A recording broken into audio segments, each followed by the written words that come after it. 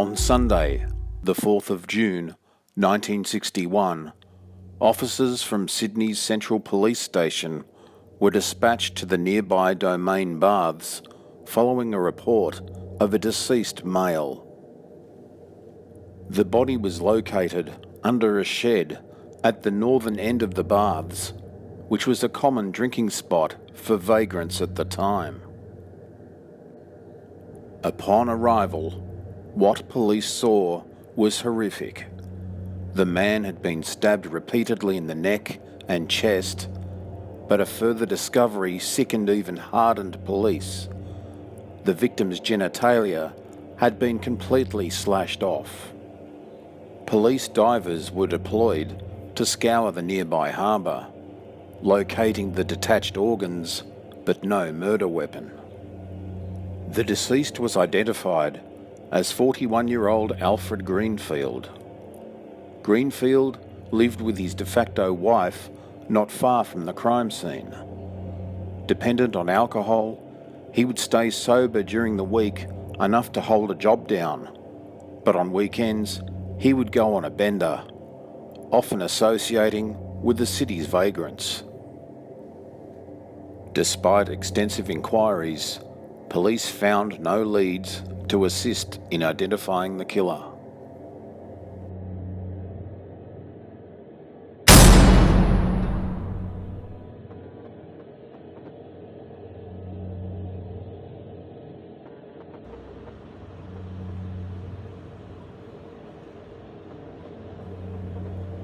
On the 21st of November 1961, the cook from the Bat and Ball Hotel in Moore Park accessed the public toilets across from the pub on the way to work, making a grisly discovery. In one of the cubicles, he found the body of a man slumped lifeless. He had suffered multiple stab wounds, and his genitalia had been removed. Fingerprints confirmed the man's identity to be 48-year-old Ernest William Cobbin. Cobbin was known in the area as an alcoholic and a vagrant. He was last seen in a nearby hotel the night before and may have missed the cut-off time of 10 p.m. to get into the hostel he was booked into. Again, police inquiries came to nothing.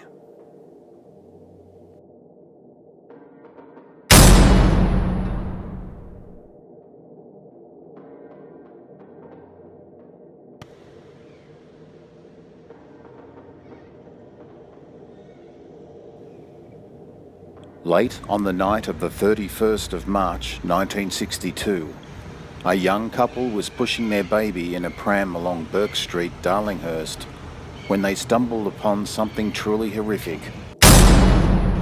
The blood-soaked body of a man lying in the street.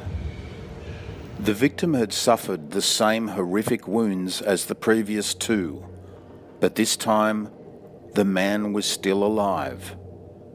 By the time police and ambulance officers arrived, however, the victim had succumbed to his injuries. Through fingerprint analysis, the victim was identified as 36-year-old Frank McLean, another who was known for alcoholism and vagrancy, with inquiries revealing that he had been drinking all day prior to his murder. With no witness sightings of the offender and little physical evidence left at the crime scene, police again were at a loss. Detectives took the unusual step of consulting the New South Wales government psychiatrist, Dr. John George, to compile a psychological profile of the suspect, who by now had become known as the Mutilator. Dr. McGeorge returned the following profile: that the murderer was a male, at least 30 years of age, was a psychopath and possibly homosexual, and that he was now in the final stages of extreme sadism.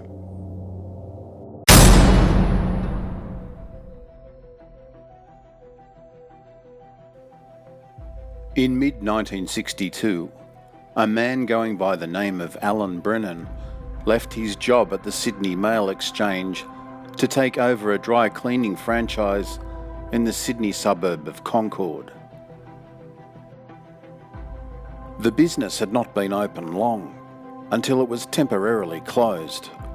Soon after, neighbours and passers-by reported a foul odour emanating from the premises, and on the 16th of November 1962, council health inspectors attended to investigate the matter. The smell was traced to underneath the shop where the body of an adult male was located in the advanced stages of decomposition. An autopsy could do nothing to confirm the identity of the corpse, but a coronial inquest found that there was sufficient evidence to suggest the body was that of the dry cleaning franchisee, Allan Brennan, and a death certificate was issued.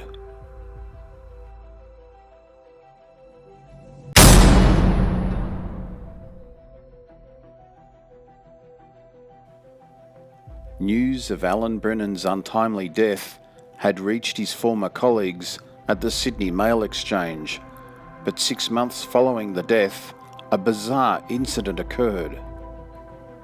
On the 22nd of April 1963, one of Brennan's former co-workers was walking along George Street, Sydney, when he bumped into a man with a familiar face. It was Allan Brennan. When he approached Brennan, telling him that he was under the impression that he was dead, he was met with the reply, "Leave me alone." When the co-worker told colleagues about the incident at work the next day, they decided to report the sighting to police. Perplexed officers decided to produce an identikit image of the man's face based on the mail worker's description of their former colleague, in the hope that he could be identified to clear up confusion over the Brennan death. Brennan's former co-workers provided a description of the two Allan Brennans, his passive appearance and his facial expression when he was agitated or aggressive. The Allan Brennan investigation soon became known in the press as the case of the walking corpse, with the images distributed in national newspapers with almost instant success. A worker with Victorian Railways in Melbourne felt that the face in the newspaper had a striking resemblance to a new employee by the name of David Allan.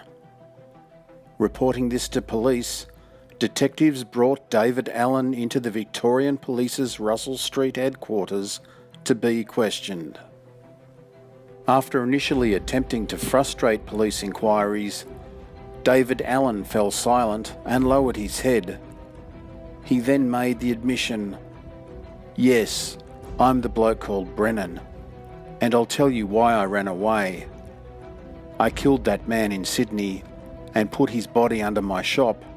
I have also killed 3 other men, and they call me the Mutilator."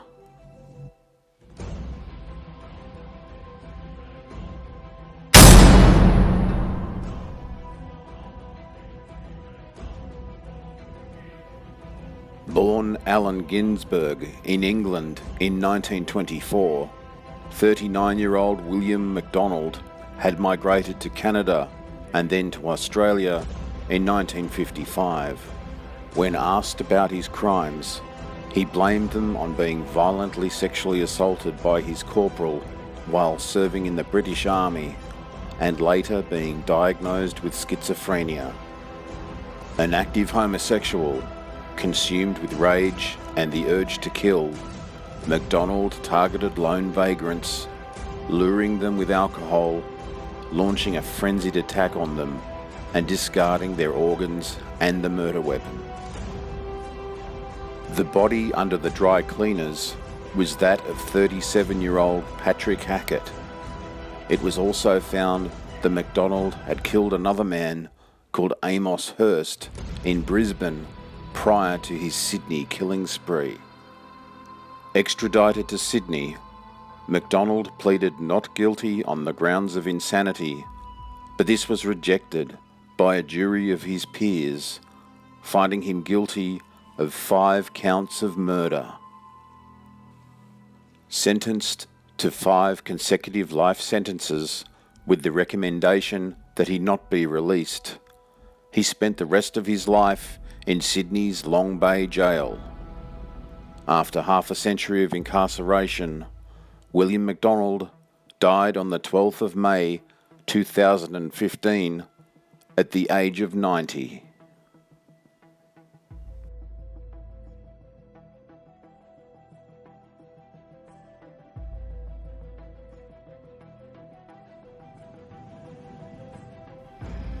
Thanks for watching.